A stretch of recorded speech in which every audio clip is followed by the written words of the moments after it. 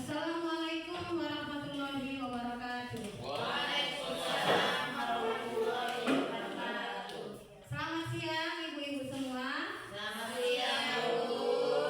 Ya, yang pertama sekali saya ucapkan terima kasih kepada moderator yang telah mempersilakan saya untuk menyampaikan beberapa materi yang akan kita bahas pada siang ini.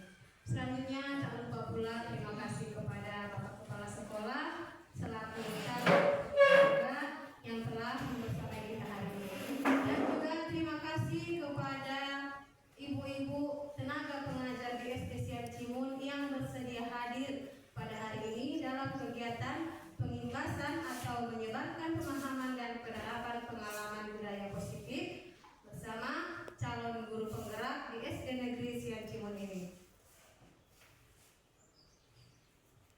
Nah, yang pertama sebelum kita melangkah lebih jauh, budaya positif. Nah, jika kita mendengar budaya positif, apa yang terlintas di pikiran kita?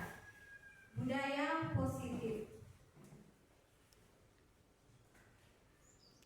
Seperti misalnya yang sering kita dengar positif, berarti itu hal-hal yang baik, gitu ya. Kemudian kalau budaya berarti sesuatu yang sudah terbiasa kita lakukan sehingga dia menjadi budaya, seperti itu. Berarti singkat ceritanya budaya positif itu hal-hal baik yang sudah terbiasa, seperti itu ya kira-kira kan?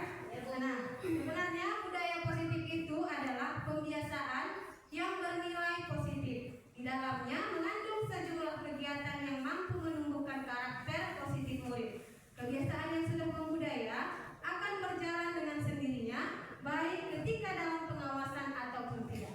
Nah, Bapak Ibu, sering kan kita melihat anak-anak kita ketika kita perhatikan dia bagus, dia menulis, dia belajar.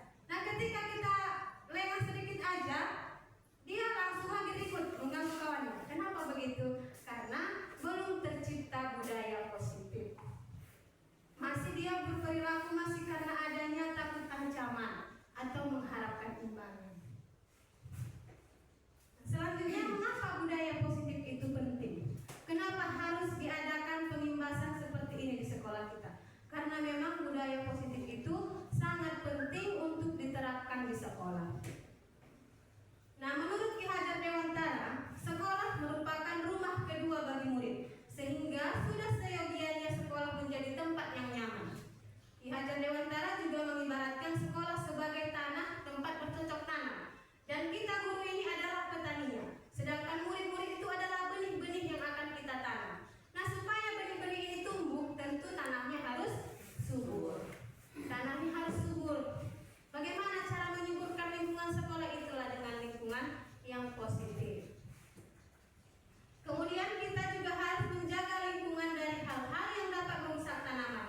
Dalam hal ini, seorang guru harus mengusahakan sekolah menjadi lingkungan yang menyenangkan, menjaga dan melindungi murid-murid dari hal-hal yang tidak baik, sehingga tercipta iklim pembelajaran yang positif di lingkungan sekolah.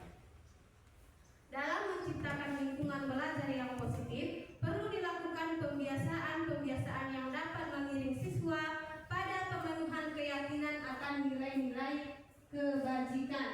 Dari pembiasaan-pembiasaan tersebut, maka akan tercipta budaya positif di sekolah. Nilai-nilai kebajikan yang saat ini dicapai dalam kurikulum adalah karakter profil pelajar Pancasila, ya.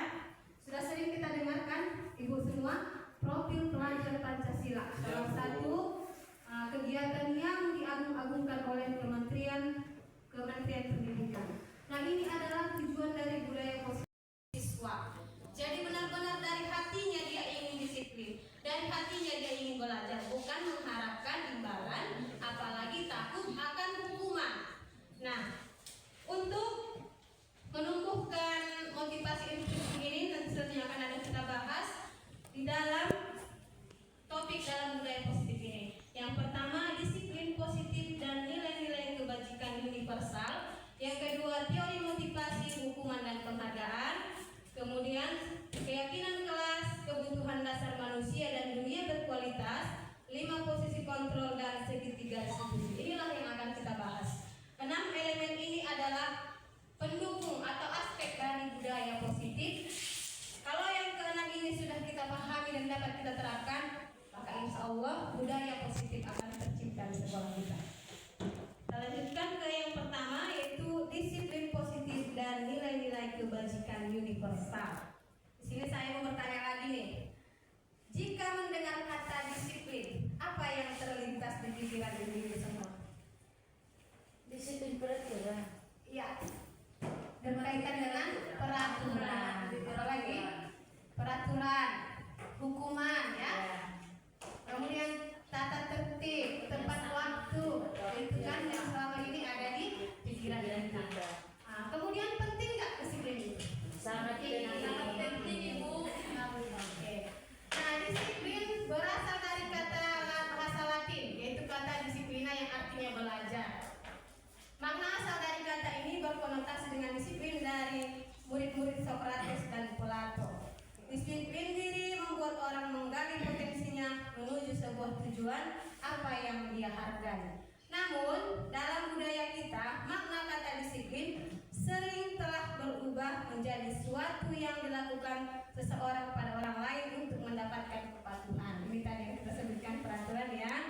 Kemudian kecenderungan umum, ketidaknyamanan bukan dengan apa yang kita hargai atau pencapaian suatu tujuan mulia. Jadi disiplin yang kita pahami sebagai taat aturan, takut hukuman, itu belumlah mencerminkan budaya positif. Jadi disiplin yang menghargai nilai-nilai diri kita itulah yang kita harapkan. Karena memang kita ingin menjadi seseorang yang lebih baik. Nah, itu namanya tadi yang kita sebutkan di awal, motivasi intrinsik. Selanjutnya disiplin positif. Kalau dia belajar mengharapkan hadiah, tetapi memang karena benar-benar dia ingin menjadi orang yang lebih baik, itulah yang akan kita harapkan terjadi di sekolah kita, ya. Nah, selama ini juga sering terjadi miskonsepsi tentang teori kontrol, ilusi guru mengontrol murid. Kita sering berpikir bahwa kita itu bisa mengontrol murid karena mereka masih anak-anak, kita orang dewasa bisa gitu, ya. Padahal sebenarnya tidak. Kita tidak bisa mengontrol mereka. Ya, hanya diri kita sendiri yang bisa mengontrol kita. Makanya kita heran kadang-kadang sudah dimarahi anak itu hari ini, sudah kita bujuk, besok diulanginya lagi. Karena memang kita tidak bisa mengontrolnya. Inilah miskonsepsi yang selama ini. Kemudian ilusi bahwa semua penguatan positif efektif dan bermanfaat. Ini juga miskonsepsi. Berarti kalau dia penguatan positif dengan bujukan, seperti yang kita bujuk dia, belajar yang rajin, ya. Nah, itu juga tidak dapat mengontrol dia.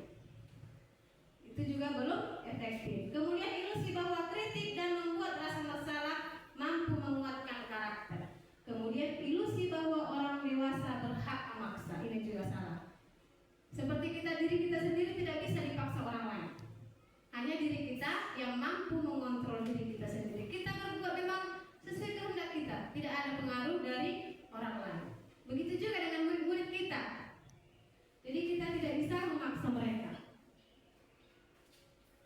Untuk selanjutnya, maka diharapkan terjadilah perubahan paradigma dari stimulus respon yang selama ini kita pahami, kita percayai menjadi teori kontrol atau pilihan. Yang pertama, kita mencoba mengubah orang agar berpandangan sama dengan kita. Ini sebenarnya salah. Jangan kita harapkan pandangan orang dengan kita sama. Itu tidak mungkin terjadi karena kebutuhan kita saja sudah jelas berbeda. Berbeda kebutuhan, berbeda pula cara pandang. Lalu apa yang seharusnya terjadi? Kita berusaha memahami pandangan orang lain tentang dunia. Oh, dia berarti begitu pandangannya. Ya. Kita pahami pandangan orang itu. Kita hargai perbedaan yang ada. Kemudian perilaku buruk dilihat sebagai suatu kesalahan. Ini juga sering kita lakukan. Ketika anak kita nakal, ketika dia mencari perhatian dengan kenakalannya di kelas, kita anggap itu sebagai suatu kesalahan. Padahal sebenarnya semua perilaku memiliki tujuan. Ketika dia nakal di kelas, bisa jadi dia butuh perhatian kita. Bisa jadi salah satu kebutuhan dasarnya tidak terpenuhi. Selanjutnya, orang lain bisa mengontrol saya. Yang seharusnya adalah hanya Anda yang bisa mengontrol diri Anda. Ibaratnya di tangan ibu sekarang, di dalam kepala ada barang berharga. Hanya kita yang bisa menentukan kita mau kita buka atau tidak, ya. Misalnya saya paksa, buka, kalau enggak saya tembak, tetap ini tidak akan kita buka. Atau diiming-imingi, buka ini saya kasih uang.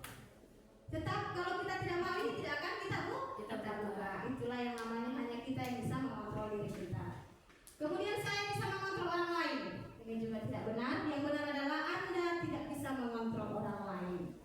Pemaksaan ada pada saat bujukan gagal. Nah, kolaborasi dan konsensus menciptakan pilihan-pilihan baru. Ketika anak-anak dibujuk itu gagal, maka terjadi pemaksaan. Itu yang selama ini kita lakukan. Padahal sebenarnya masih banyak cara yang lain yang bisa kita meminta dia untuk mempertanggungjawabkan atau melakukan sesuai dengan apa yang bisa dilakukannya. Kemudian stimulus respon berpikir menang kalah. Sebagai guru dan murid kita menang, murid itu kalah. Murid itu harus mengikuti apa yang kita perintahkan. Nah, yang seharusnya itu model berpikir menang-menang. Kita bisa mengarahkan dia untuk mempertanggungjawabkan kesalahan yang dilakukan. Masih semangat Bapak Ibu? Semangat. Ini jam-jam rawan ya Bapak Ibu. Sudah menjelang makan siang. Sedikit Bu, oh berarti istilahnya kan sekarang sering kita anak itu kita suruh dia mau melakukannya. Berarti menurut penjelasan dari Ibu ini berarti si anak ini karena bersedia direlakannya dirinya untuk orang lain mengontrolnya gitu ya. Itulah Pak faktor motivasi dari dalam dirinya tadi. Karena kan motivasi itu ketika dia melakukan sesuatu ada 3 motivasi yang mempengaruhi perilaku seseorang. Yang pertama motivasi takut akan ancaman. Mungkin dia melihat kita lebih tua, tidak enak rasanya menolak atas perintahnya tadi sehingga dia mau melaksanakannya. Atau mungkin kita beri nanti sisanya samamu ya, begitu. Itu juga menjadi motivasinya, tapi motivasi dari luar dirinya, tidak dari dalam dirinya. Begitu ya Pak? Nah, selanjutnya itu penjelasan dari stimulus respon yang tadi. Anda tidak bisa mengontrol orang lain, hanya Anda yang bisa mengontrol diri Anda. Inilah makna disiplin. Belajar kontrol diri dengan menggali potensi kita agar tercapai tujuan yang mulia, yaitu sesuatu menjadi seseorang yang kita inginkan berdasarkan nilai-nilai yang kita hargai. Contohnya nih Bapak Ibu, ketika hadir ke sekolah tepat waktu, apa yang menjadi dasar kita? Kita mau terlihat baik di depan orang lain, atau kita menghindari teguran dari kepala sekolah, atau memang itu nilai yang kita hargai dari dalam diri kita. Saya mau menjadi contoh yang baik. Nah, itu dari dalam diri kita ya. Tapi kalau masih ingin dipuji, yang selalu guru teladan, itu masih motivasi dari luar dan bersifat jangka pendek. Ada nanti kadang-kala itu jenuh. Woi, terlambat sih kata. Iya, itulah akibatnya jika motivasi intrinsik belum tertanam dalam diri kita ya. Kemudian semua perilaku memiliki tujuan. Nah, disinilah teori motivasi tadi yang saya jelaskan ya Pak. Untuk motivasi itu ada untuk menghindari hukuman, untuk mendapatkan imbalan, dan untuk menghargai diri sendiri. Dari nilai diri sendiri itu ada nilai kebajikan universal dan juga nanti yang diturunkan menjadi keyakinan kelas. Kemudian model berpikir menang-menang, kolaborasi dan konsensus menciptakan pilihan-pilihan baru. Ini selanjutnya nanti akan dijelaskan lebih dalam mengenai 5 posisi kontrol. Jadi kita sebagai guru memiliki 5 posisi. Kemudian segitiga restitusi, nanti dijelaskan berikutnya. Kemudian realitas atau kebutuhan kita berbeda, sudah pasti ya Pak. Ukuran sepatu Bapak tidak sama dengan ukuran sepatu saya. Satu ukuran tidak bisa untuk semua. Berbeda ukuran, berbeda kebutuhan. Itu yang harus kita pahami. Begitu juga dengan murid kita. Tidak semua murid itu bodoh. Tidak semua murid itu nakal. Kenakalan dia ada penyebabnya. Kemudian dia lemah di matematika, dia jago di bahasa Indonesia. Inilah yang harus kita pahami dalam paradigma pembelajaran yang baru. Selama ini kita belajar berpusat pada guru atau berpusat pada murid. Ayo ibu-ibu. Kata-kata kalau saya itu berpusat pada guru aja. Berpusat pada guru. Nah, mulai sekarang kita usahakan terjadinya perubahan paradigma dari berpusat kepada guru menjadi berpusat kepada murid. Selanjutnya nilai-nilai kebajikan. Ini memang bagus untuk kita laksanakan. Dan nilai-nilai ini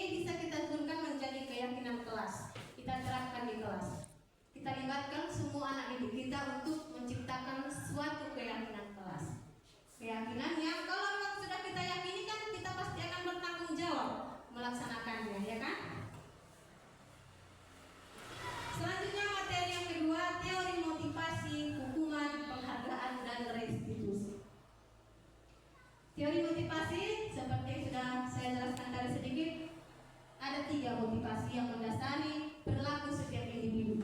Yang nomor 1 dan nomor 2 itu motivasi eksternal atau motivasi dari luar diri, motivasi yang berasal dari orang lain. Dan yang ketiga adalah motivasi internal atau tujuan disiplin positif. Nah, motivasi yang pertama ini untuk menghindari ketidaknyamanan atau hukuman. Apa yang akan terjadi apabila saya tidak melakukannya? Inilah yang sering kita lihat pada anak didik kita. Dia belajar, dia ke sekolah itu masih karena takut akan hukuman. Kemudian yang kedua, untuk mendapatkan imbalan dari orang lain, ingin mendapatkan hadiah. Nah, jadi yang kedua ini yang mendasari perilaku anak didik kita di sekolah. Nah, sekarang bagaimana caranya kita untuk dapat menumbuhkan motivasi intrinsik dari anak didik kita, yaitu motivasi untuk menghargai diri sendiri. Mengenai penghargaan, sebenarnya penghargaan itu bisa juga menjadi hukuman bagi anak kita.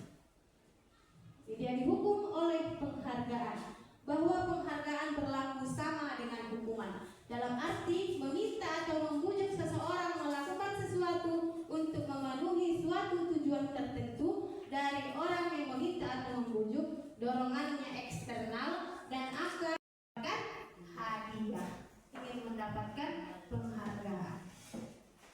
Kemudian penghargaan menghukum. Penghargaan mengurangi ketepatan, penghargaan tidak efektif, dan penghargaan merusak hubungan. Contohnya di antara dua orang yang berteman, ketika satu mendapat juara diberikan hadiah, satu lagi tidak dapat, itu akan menimbulkan kerenggangan hubungan. Karena pasti akan ada terjadi iri di dalam hatinya atau cemburu mungkin. Selanjutnya, penghargaan menurunkan kualitas. Peserta didik yang mengharapkan penghargaan, belajar mengharapkan penghargaan, dengan peserta didik yang benar-benar giat belajar karena ingin menjadi pintar, itu ketepatannya berbeda. Lebih tepat dia yang memang benar-benar dari hatinya daripada yang mengharapkan penghargaan. Kemudian penghargaan juga mematikan kreativitas, penghargaan mengurangi motivasi intrinsik. Pengaruh jangka panjang dan jangka pendek. Jadi penghargaan ini Bapak Ibu memiliki pengaruh. Ada yang jangka pendek, sudah dapat hadiah itu hilang dia semangatnya. Ada yang jangka panjang, tahun depan juga harus seperti ini. Ya, seperti itu. Kemudian penghargaan tidak efektif. Hanya jika Anda melakukan hal ini, maka Anda akan mendapatkan penghargaan yang diinginkan. Jadi hanya penghargaan itulah tujuannya. Kemudian jika saya mengharapkan suatu penghargaan dan tidak mendapatkannya, maka saya akan kecewa dan berkecil hati, serta kemungkinan lain kali saya tidak akan berusaha sekeras sebelumnya. Ini bahaya sekali ya Bapak Ibu, apalagi sampai terjadi pada anak-anak kita. Ketika dia gagal mendapatkan penghargaan tadi, tidak kita berikan, dia akan kecewa dan akan berhenti berusaha. Penghargaan merusak hubungan, mengakibatkan rasa iri. Motivasi hanya sesaat untuk menyenangkan guru dan menciptakan persaingan di kelas. Nah, jadi saya mau bertanya ini lagi nih ibu-ibu, bagaimana selanjutnya ini? Kita kasih lagi hadiah untuk yang juara. Termasuk nggak itu? Penghargaan yang menghukum nggak itu? Termasuk. Termasuk. Jadi kalau begini bahaya kalau kita ngasih penghargaan yang rupanya itu bisa merubah apa persepsinya ya? Benar sekali Pak. Karena juga bisa mematikan kreativitas anak-anak tersebut. Karena kan sudah kita pahami dari tadi bahwa setiap individu itu berbeda. Mungkin saja dia jago di matematika, tapi yang lainnya ada yang lebih jago di bahasa Indonesia. Jadi namakan dengan penghargaan merusak hubungan. Jadi kalau kita biasakan memberikan penghargaan, misalnya kita berikan siapa nanti yang tugasnya 100 dapat bintang ya. Nah, ketika masuk guru lain yang tidak memberikan bintang, dia akan berhenti belajar karena tidak ada bintang yang diharapkannya. Memang begitu ya. Aku pernah pengalaman kalau ujian analisa ya. Pemanya nanti untuk anak ini kita mengikuti ininya, siapa nanti menang, kita berikan istilahnya hadiah. semangat. Iya.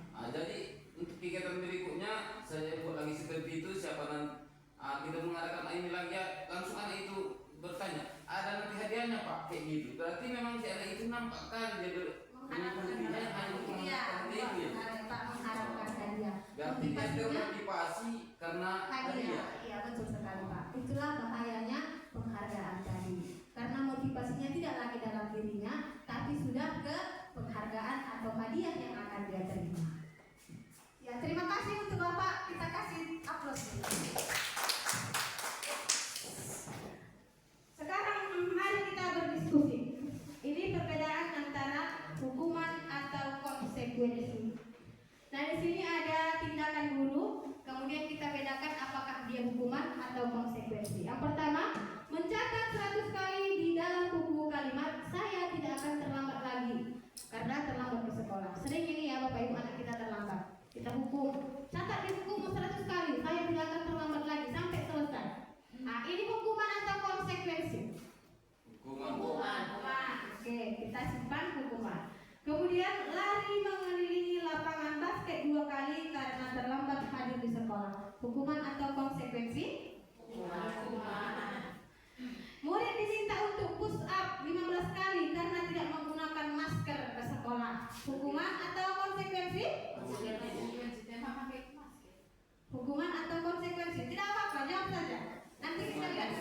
Konsekuensi. Oke, kita simpan konsekuensi. Kemudian mengganti kertas tugas teman yang telah dicoret-coret. Hukuman atau konsekuensi? Konsekuensi. Membersihkan tumpahan air di meja tulis karena tersenggol pada saat belajar. Hukuman atau konsekuensi? Konsekuensi. Murid disuruh untuk tidak mengenakan sepatu seharian di sekolah karena tidak menggunakan sepatu hitam. Hukuman atau konsekuensi? Konsekuensi. Lari mengelilingi lapangan basket 2 kali karena terlambat 10 menit untuk pelajaran PDO. Hukuman. Mari kita lihat hasilnya ya Bapak Ibu. Ini dia. Jadi yang terakhir itu adalah konsekuensi. Ya, yang pertama mencatat 100 kali itu adalah hukuman. Kemudian lari mengelilingi lapangan basket karena terlambat itu juga hukuman. Murid diminta untuk push up 15 kali karena tidak memakai masker itu juga hukuman. Dan menggantikan kertas tugas teman yang dicoret itu termasuk konsekuensi. Membersihkan tumpahan air di meja tulis karena tersenggol pada saat belajar itu juga konsekuensi. Kemudian murid disuruh untuk tidak mengenakan sepatu seharian. Restitusi menuntun anak melihat ke dalam dirinya. Dan yang kelima, restitusi mencari kebutuhan dasar yang mendasari tindakan. Restitusi diri adalah cara yang paling baik. Restitusi fokus pada karakter bukan tindakan, fokus pada solusi dan mengembalikan murid yang berbuat salah pada kelompoknya. Selanjutnya lebih jelasnya ini adalah perbedaan hukuman, konsekuensi dan restitusi. Hukuman itu tidak terencana tiba-tiba. Karena peraturan dilanggar. Iya, karena peraturan ada untuk dilanggar ya. Bagus sekali. Jadi keyakinan itu berbeda dengan peraturan. Kalau peraturan itu selalu dia menggunakan kata yang negatif ya, dilarang buang sampah sembarangan, dilarang mencoret-coret dinding, sehingga sering dilanggar begitu ya Ibu ya. Ya, sehingga berbeda dengan keyakinan kelas. Keyakinan kelas itu bersifat abstrak, kemudian berupa pernyataan universal yang dibuat dalam pernyataan positif. Jadi kalau di keyakinan tidak boleh ada kata-kata jangan, tidak boleh ada kata-kata tidak, tapi kata-katanya itu positif. Kemudian sedikit saja agar mudah diingat, sesuai dengan kondisi kelas dan sekolah, sehingga mudah diterapkan. Kemudian semua warga sekolah atau warga kelas dilibatkan saat membuat keyakinan kelas. Jadi ketika kita membuat keyakinan kelas, kita melibatkan semua anak didik. Kita ingatkan lagi nilai-nilai kebajikan universal. Misalnya nilai-nilai menghargai. Tidak boleh ya saling mengganggu teman. Berarti di situ kita ingin mengingatkan mereka nilai akan saling menghargai. Jangan terlambat. Berarti di situ nilainya disiplin.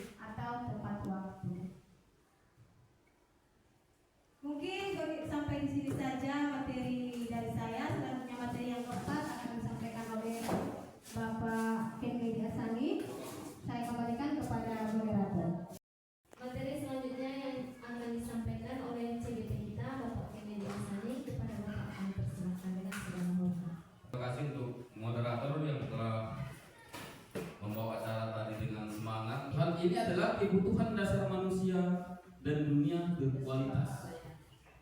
Sebelum kita mendalaminya, di sini ada sebuah kasus.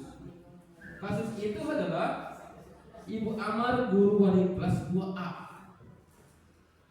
di SD Pelita Hati, sedang bingung menghadapi ulah salah satu murid di kelasnya yang bernama Doni. Beberapa anak di kelas A telah datang padanya mengeluhkan Doni yang seringkali meminta bekal makan siang mereka dengan secara paksa. Jika Anda menghadapi situasi seperti Ibu Amar, apa yang akan dilakukan? Menurut Anda, kira-kira apa alasan Doni melakukan itu? Coba kita renungkan, kita pikirkan. Seandainya kita tarik dalam diri kita, seperti ini kasus yang dihadapi. Jadi nanti ini akan terjawab nanti kasus ini.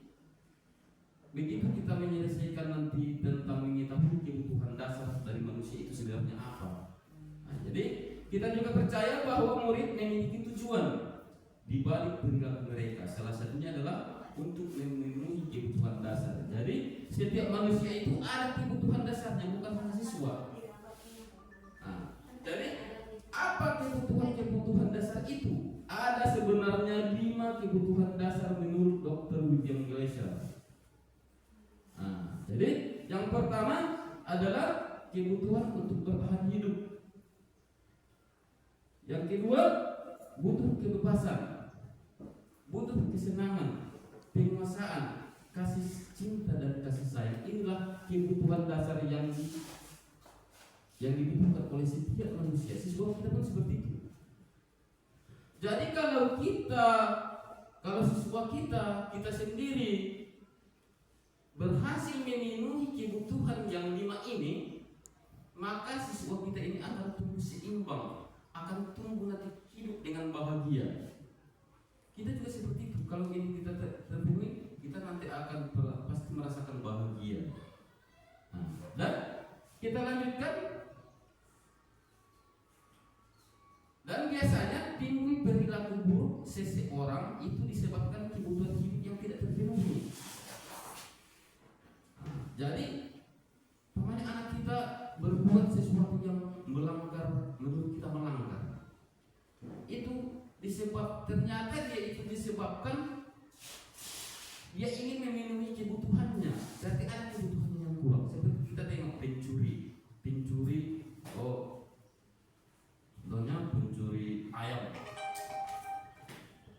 Jadi ayam ini untuk dijual. Kenapa dia melakukan pencurian? Karena ada kebutuhannya yang kurang, yang ingin dipenuhinya. Jadi anak-anak itu seperti itu. Dia bertindak nakal, jangan kita langsung mengatakannya itu salah, karena dia itu sebenarnya tentang mencari memenuhi kebutuhannya. Kebutuhan ini bersifat fisiologis. Jadi kebutuhan dasar yang 5 itu sifatnya fisiologis dengan perasaan, menyangkut paut dengan perasaan.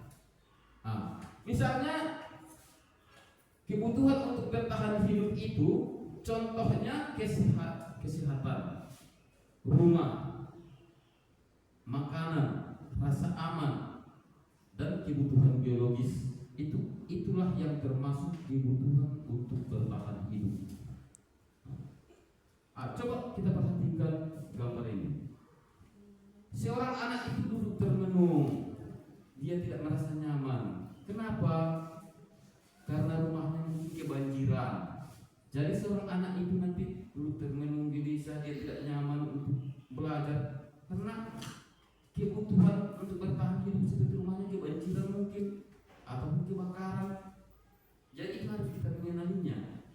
Ada lagi seorang anak di situ termenung, gimana aku besok ke sekolah, gimana aku besok gurunya nggak seperti Bu Aisyah, gurunya galak, takut aku sekolah. Berarti dia ada kebutuhan yang kurang dalam diri anak itu. Jadi itu harus kita ketahui agar itu anak itu merasa bahagia datang ke sekolah. Jadi kita kembali ke kasus si Doni tadi. Dalam kasus Doni di atas, apabila jawaban Doni melakukan tindakannya tadi yang mengambil makanan itu dengan cara paksa,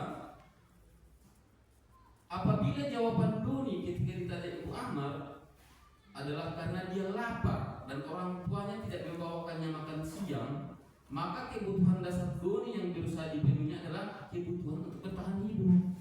Jadi jangan kita langsung menyalahkannya, kita panggillah orang tuanya. Berarti dia mencuri makanan tadi karena dia untuk memenuhi kebutuhan bertahan hidup. Itulah kebutuhan yang pertama, yaitu kebutuhan bertahan hidup. Kita masuk kebutuhan yang kedua, kebutuhan tentang cinta dan kasih sayang dan rasa diterima. Kebutuhan untuk diterima. Jadi ini juga harus kita perhatikan untuk anak-anak kita. Itu kebutuhan ini ada 3 kebutuhan berikutnya adalah kebutuhan semuanya itu bersifat fisiologis. Jadi anak-anak yang memiliki kebutuhan dasar kasih sayang dan rasa diterima yang tinggi biasanya ingin disukai dan diterima oleh lingkungannya. Mereka juga akrab dengan orang tuanya. Biasanya mereka belajar karena suka pada gurunya. Bagi mereka teman sebaya sangatlah penting. Mereka juga biasanya suka bekerja dalam kelompok. Jadi jika sebagai guru seharusnya menerima murid kita dengan keadaan apa adanya sesuai dengan kontraknya. Jadi jangan kita memisahkan memilah-milah murid. Kita terimalah dia apa adanya. Kita terima dia sesuai dengan kontrak yang ada pada dia. Jangan karena dia nanti istilahnya siswa yang istilahnya mempunyai kekurangan. Jadi kita membuat perbandingan yang berbeda dengan dia. Jangan. Karena setiap murid itu unik. Setiap murid itu memiliki kodrat. Dan kita lanjutkan. Jadi kasih sayang dan rasa diterima. Jadi dalam kasus di atas kita kembali ke kasus yang tadi tentang kasus si Doni. Apabila Doni menjawab bahwa alasannya mengambil bekal temannya itu karena dia merasa senang, temannya jadi memperhatikan dia. Ketika temannya melaporkan tindakannya itu pada gurunya dan gurunya memberitahu kepada orang tuanya sehingga orang tuanya jadi memperhatikan dia, maka kebutuhan dasar yang sedang dipenuhi Doni adalah kebutuhan tentang cinta dan kasih sayang. Berarti kalau alasannya tadi mengambil makanan itu karena ingin perhatian, berarti jangan kita menyalahkan dia.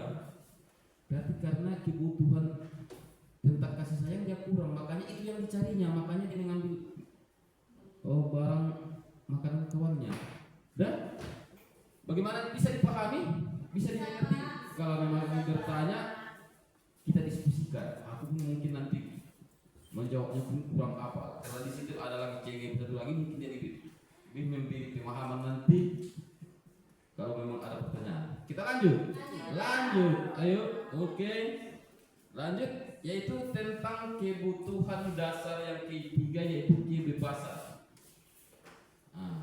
Jadi anak itu sebenarnya butuh kebebasan. Jangan kita berikan tekanan. Kita berikan dia hak. Kita berikan dia kebebasan untuk menentukan apa pilihannya dalam keadaan belajar. Kebebasan di situ yang maksudnya kesempatan untuk membuat pilihan tentang tadi, tentang cara apa yang ingin dipilihnya untuk menyelesaikan permasalahan itu. Menyuarakan pendapat dengan cara percaya diri. Kita dorong dia, jangan kita kasih tekanan. Memberikan kesempatan untuk mencoba hal-hal yang baru. Jadi ini semuanya bisa diwujudkan daripada pembelajaran yang memiliki bermacam metode. Jadi kalau kita dalam memberikan pembelajaran kepada anak dengan bermacam-macam metode bervariasi, maka dia di situ bebas melakukan pilihannya, bebas. Jadi memberikan, jadi itu sebuah motivasi buat dia. Kita lanjut. Murid akan jadi hasil daripada ini nanti murid akan menjadi seorang yang mandiri serta akan memiliki motivasi internal. Jadi seperti yang disampaikan CGP yang pertama, pemateri yang pertama tadi, motivasi eksternal, motivasi intrinsik atau internal. Jadi nanti kalau kita berikan kebebasan, berarti motivasi yang mendorong dia untuk dilakukan itu berasal dari dalam dirinya, bukan karena dia, bukan karena paksaan guru. Kalau memang dia yang memilih, berarti kan tumbuhnya dari dalam dirinya, dorongannya dari dalam dirinya. Karena kebebasan adalah kebutuhan untuk mandiri, memiliki otonomi, memiliki pilihan, mampu mengendalikan arah hidup hidupnya. Jadi anak ini nanti akan mampu mengendalikan hidupnya, mampu menentukan arah kehidupannya kemana. Nah, jadi biar deh semangat Bupe, semangat ya. Iya. Dan kita lanjut, yaitu tentang kebebasan. Oh tadi udah kan? Jadi kita kembali ke kasus yang tadi tentang kasus si Doni. Bila jawaban Doni dalam kasus di atas adalah bahwa dia merasa bosan dengan bekal makanan yang dibawakan ibunya dari rumah, itu aja terus. Jadi dia bosan. Jadi oleh karena itu dia ingin mencoba makanan teman-teman yang beraneka ragam, maka Doni sedang berusaha memenuhi kebutuhannya akan kebebasan. Kita lanjut, yaitu tentang kesenangan. Jadi kesenangan itu sangat penting. Jadi coba, kebutuhan kesenangan adalah kebutuhan untuk mencari kesenangan, bermain dan tertawa. Bayangkan hidup tanpa kenikmatan pun betapa menyedihkan. Jadi kehidupan yang tak ada kesenangannya itu sangat menyedihkan. Jadi begitu juga anak-anak, kalau dia tidak merasa nyaman, merasa senang, bagaimana dia itu? Dan Gletser menghubungkan kebutuhan akan kesenangan dengan belajar. Semua hewan dengan tingkat intelijensi tinggi seperti anjing, lumba-lumba, primata dan lain-lain hewan-hewan yang mempunyai intelijensi tinggi juga itu bermain-main, bersenang-senang. Lanjut. Jadi dalam kasus kembali ke kasus Doni. Bila Doni menjawab bahwa ia melakukan karena iseng saja dan ia menikmati ekspresi wajah teman-temannya yang kesal karena diambil makanannya dan menurut dia ekspresi teman-temannya itu lucu, maka berarti Doni sedang berusaha memiliki kebutuhan akan kesenangan. Dan ibu guru SDN 1037 Simon yang hebat-hebat, berikut ini akan disampaikan suatu program disiplin positif yang berpusat pada murid yang dikembangkan oleh Dean Dawson dengan pendekatan restitusi yang disebut dengan 5 posisi kontrol. Jadi 5 posisi kontrol ini apa-apa saja itu, yaitu seperti penghukum, pembuat rasa bersalah, teman, pemantau dan manajer.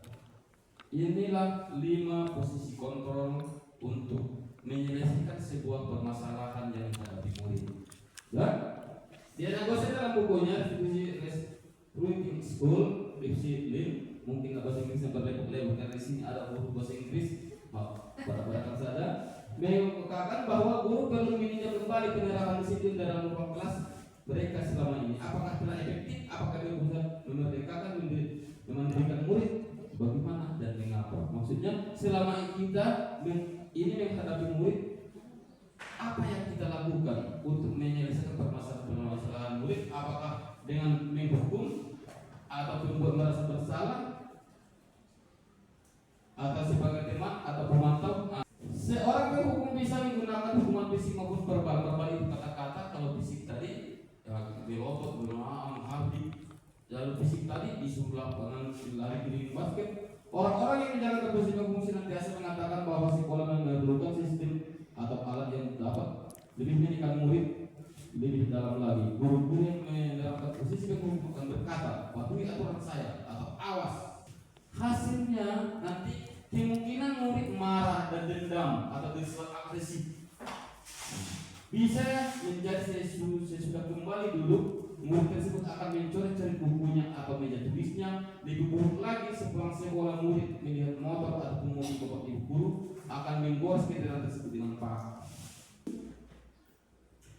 Jadi posisi kontrol yang kedua adalah membuat merasa bersalah. Biasanya ibu gurunya akan bersuara nada lembut. Iya, menurut anak ini akan merasa bersalah. Menurut ibu itu efektif tidak? Bagus tidak? Tidak, Pak. Coba bisa diberikan pendapatnya. Kok kenapa kurang bagus? Karena Pak, kalau seperti itu kan Pak, Iya. tidak semua anak itu akan timbul merasa bersalah. Iya. Kadang-kadang malah lebih tinggi suaranya. Iya. Kontraefektif. Iya. Jadi posisi kontrol membuat merasa bersalah, siswa ini harus diusahakan guru itu harus mengaku bersalah dan mengaku kesalahannya. Dia seorang anak yang bersalah, dia seorang anak yang tidak pernah membanggakan orang. Dia menyalahkan dirinya. Dia tidak seorang anak yang tidak berguna. Posisi ini biasanya guru akan berusaha lemah lembut, membuat merasa bersalah, akan menolak keheningan, membuat orang lain merasa tidak nyaman, bersalah atau rendah diri. Kata-kata yang keluar dari dengan lembut seperti, ibu sangat kecewa sekali dengan kamu. Murid merasa tidak berharga dan telah mengecewakan orang-orang yang disayangi. Itulah akibatnya kalau kita menghukum murid itu memberikan posisi kontrol terhadap seorang murid dengan membuat dia merasa orang yang bersalah, tidak mempunyai harga, maka anak ini dia kita beruntung telah mengecewakan banyak orang-orang yang disayangi, orang-orang yang baik telah dikecewakannya, maka hasilnya itu murid akan merasa bersalah telah mengecewakan ibu atau bapak guru. Murid akan merasa menjadi orang yang gagal dan tidak sanggup membagikan orang lain. Kadangkala sikap seperti ini lebih berbahaya daripada memberikan posisi hukum kepada murid. Tadi posisi mengontrol murid itu dengan posisi seorang teman. Jadi si guru ini berbuat seperti dia teman. Kita perhatikan tadi. Kita coba kita tengok. Guru pada posisi ini tidak akan menyakiti murid, namun akan tetap berupaya mengontrol murid melalui persuasi. Posisi teman pada guru bisa negatif ataupun positif. Jadi biasanya guru yang mengontrol murid ini dengan posisi sebagai teman, dia akan berkata, ayo bantulah demi bapak ya, jangan seperti dia nak. Maka murid itu nanti hanya cuma tergantung di guru itu aja. Dia senang cuma untuk guru yang membuat seperti dia teman. Guru yang lainnya tidak peduli. Itulah posisi pemantau. Jadi pemantau itu biasanya kata-katanya itu datar, tidak ada ekspresi, tidak seperti di hukum tadi matanya melotot. Tapi kalau pemantau dia datar, tidak ada ekspresi. Jadi dengan menggunakan saksi konsekuensi kita dapat memisahkan hubungan pribadi kita dengan murid sebagai seorang yang menjalankan posisi pemantau. Pertanyaan yang diajukan seorang pemantau itu biasanya peraturannya apa ya? Apa yang telah kamu lakukan? Sanksi atau konsekuensinya apa? Jadi di sini siswa itu sebenarnya konsekuensi ini bagus, membuat posisi kontrol sebagai pemantau, yaitu dengan memberikan konsekuensi. Karena konsekuensi itu sudah ada kesepakatan bahwa di sekolah itu pamannya kalau dia membuang sampah sembarangan, kalau udah sepakat memberikan konsekuensinya harus pergi mengutip sampah kiri pamannya di kelas lain. Itu konsekuensinya. Berarti kan itu udah kesepakatan. Jadi dia mau menuruti konsekuensi yang telah ditetapkan itu karena sudah sepakat. Jadi dia melakukannya itu yaitu menaati peraturan karena sudah ada konsekuensi. Konsekuensinya harus seperti ini. Sudah ditentukan apa yang harus dilakukan. Seperti bawahnya tadi, konsekuensi yang diberikan harus tinggal di kelas pada jam istirahat untuk menulis pelajaran yang sudah dilewatkan. Itu konsekuensi. Mau tidak mau memang si anak ini bisa menerima karena itu adalah konsekuensi, karena itu adalah aturan sudah ditentukan. Dan kita lanjutkan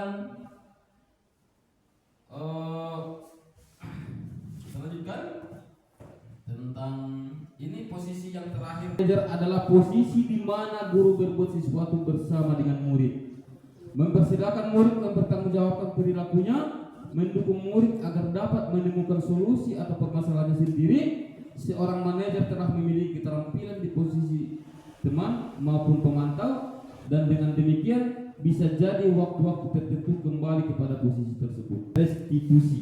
restitusi itu tadi ada sebuah cara metode untuk menyelesaikan sebuah permasalahan. Jadi dalam segitiga restitusi itu ada istilahnya menstabilkan identitas, ada memvalidasi tindakan yang salah, ada menanyakan keyakinan. Inilah rumus untuk menjadi seorang manajer.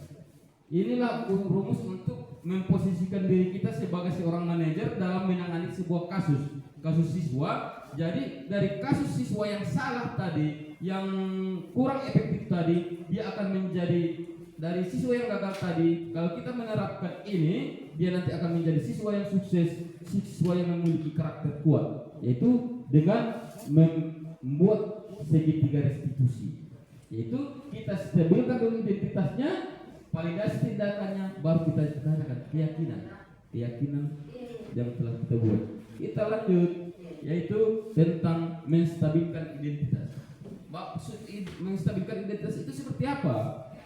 Kalau kita ingin menjadi reflektif, maka kita harus meyakinkan si anak dengan cara mengatakan kalimat-kalimat ini. Berbuat salah itu, pokoknya anak-anak yang memiliki kasus, kita panggil. Berbuat salah itu tidak apa-apa, tidak ada masalah, tidak ada yang sempurna. Saya pernah melakukan hal seperti itu. Kita bisa menyelesaikan ini. Bapak Ibu tidak tertarik mencari siapa yang salah, tapi Bapak ingin mencari solusi dari permasalahan ini. Jadi kita netralkan dulu, kita stabilkan dulu kasusnya. Jangan kita pojokkan, kita stabilkan. Dia merasa nyaman dengan kasusnya, dia merasa nyaman dengan permasalahannya. Jadi kita bisa bertanya menggunakan kata-kata ini untuk menstabilkan identitasnya. Kita lanjut, yaitu baru validasi tindakan.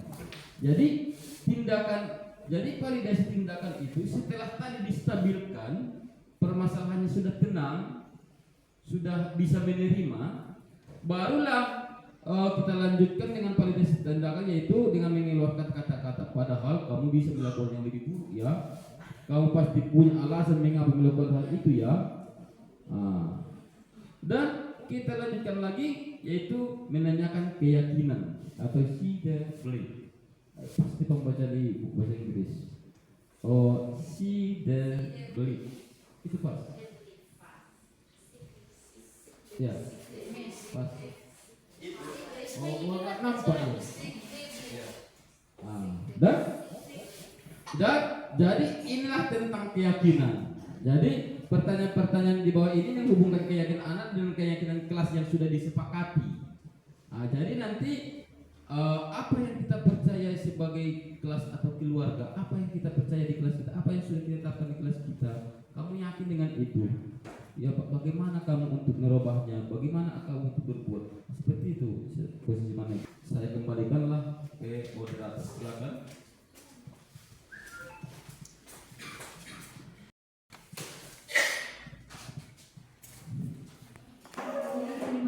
Terima kasih kepada Bapak CGP kita.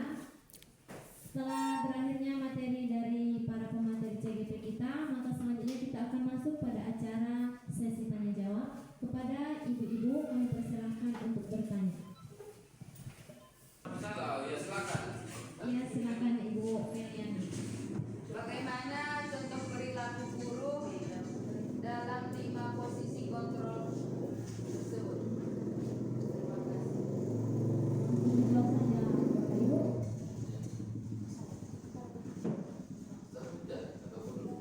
Atau kita buat pertanyaan lagi? Ya, kan persilakan ditanyakan. Ya, terima kasih kepada yang menanyakan mengenai 5 posisi kontrol, yaitu yang pertama penghukum, pembuat merasa bersalah, kemudian pemantau, teman, pemantau, dan manajer. Jadi dari kelima posisi ini, posisi yang harus dapat kita lakukan itu adalah sebagai manajer. Jika saat ini belum bisa menjadi manajer, mungkin sebagai pemantau, atau tidak sebagai pemantau, paling tidak sebagai teman. Dan harus kita hindari posisi sebagai penghukum penghukum atau pembuat merasa bersalah. Yang mana posisi penghukum dan pembuat merasa bersalah ini sangat berbahaya sekali, karena kalau penghukum itu bisa menimbulkan dendam di hati anak, marah, kecewa. Dan lebih berbahaya lagi untuk pembuat merasa bersalah, karena akan membuat dia minder, merasa rendah diri, sehingga dia menyimpan amarah di dalam hatinya, dan jika amarah itu tidak tertampung lagi, bisa akan menyakiti dirinya sendiri. Kalau mengenai contohnya, contoh perilakunya sudah ditampilkan tadi di video. Kalau penghukum itu membentak, mata melotot, langsung memberikan hukuman seperti itu ya. Kalau pembuat merasa bersalah, dia dengan suara yang lembut, dia diam, bahasanya diam tapi memakan hati seorang anak. Mungkin itu saja yang dapat saya sampaikan karena waktu kita juga mungkin terbatas. Sekian yang dapat saya sampaikan, saya kembalikan kepada moderator. Terjawabnya pertanyaan dari ibu-ibu oleh para CGP kita, maka selesailah kegiatan kita pada hari ini. Semoga apa yang disampaikan oleh para CGP dapat bermanfaat bagi kita. Saya selaku moderator mengucapkan terima kasih kepada Bapak dan Ibu CGP yang telah menyampaikan materinya kepada kami, dan memohon maaf bila ada kesalahan melalui tindakan atau perkataan saya. Akhirul kalam, assalamualaikum warahmatullahi wabarakatuh.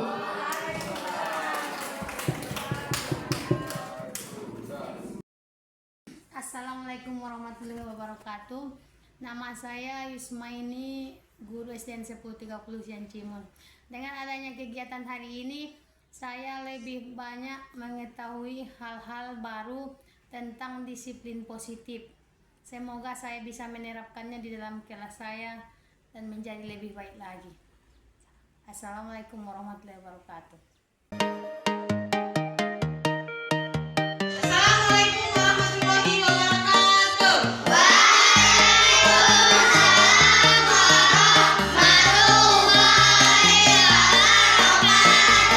Gimana kabarnya hari ini?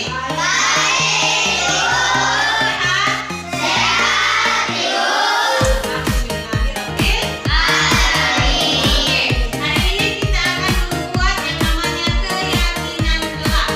Sudah pernah dengar apa itu keyakinan kelas? Oke, bagus ya. Nah, jadi keyakinan kelas itu mirip seperti peraturan kelas. Bedanya kalau keyakinan kelas itu bisa dibuat dalam bentuk kalimat yang positif. Tidak boleh ada kata-kata negatif. Kalau selama ini kita sering melihat peraturan melarang buang sampah sembarangan, nah itu dia menggunakan kata negatif. Jadi kalau dalam keyakinan kelas, nah, kita meyakini dalam hati sehingga kita akan bersungguh-sungguh dan bertanggung jawab melakukan keyakinan tersebut. Kalau dia dilarang membuang sampah sembarangan, berarti kalau dalam keyakinan kelas apa itu? Menjaga kebersihan. Menjaga kebersihan. Kalau misalnya untuk saling menghargai dengan teman, tidak boleh saling mengganggu. Apalagi itu apa namanya itu? Keyakinan apa yang harus kita buat itu? Iya, saling tolong menolong juga bisa. Kemudian berkata sopan. Iya, bagus. Berarti sudah paham ya? Nah, langsung kita buat ya, oke? Nah, sekarang di sini Ibu ada kertas. Ini akan Ibu bagikan satu persatu. Kemudian kamu tuliskan satu keyakinan kelas yang menurut kamu bagus untuk kita laksanakan. Kemudian nanti kertas ini akan kita tempel di keyakinan kelas yang sudah kita buat. Paham? Paham. Ini langsung Ibu bagikan ya.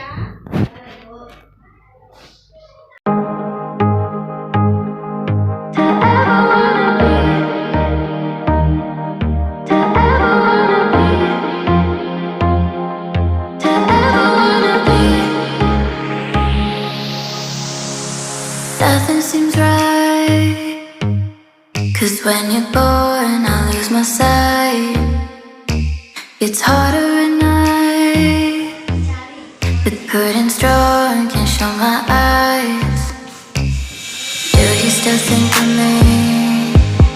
I get a feeling you're lost in a dream. Told me I'm all that you need, but you're too far to even hear me scream. Don't let go.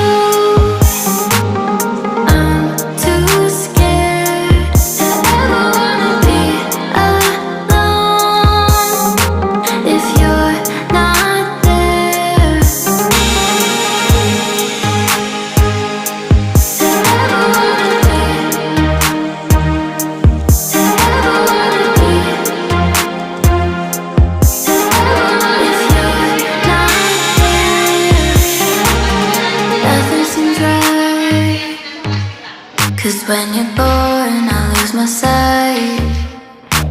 It's harder at night. The curtain's drawn, can't shut my eyes. Do you still think of me? I get a feeling you're lost in a dream. Told me I'm all that you need, but you're too far to even hear me scream. Don't let go. I'm too scared to ever wanna be alone if you're not there. Don't let go. Don't let go. I'm too scared to be alone if you're not there. Don't let go. I'm too scared to ever wanna be if you're not there. To ever wanna be, to ever wanna be, to ever if you're not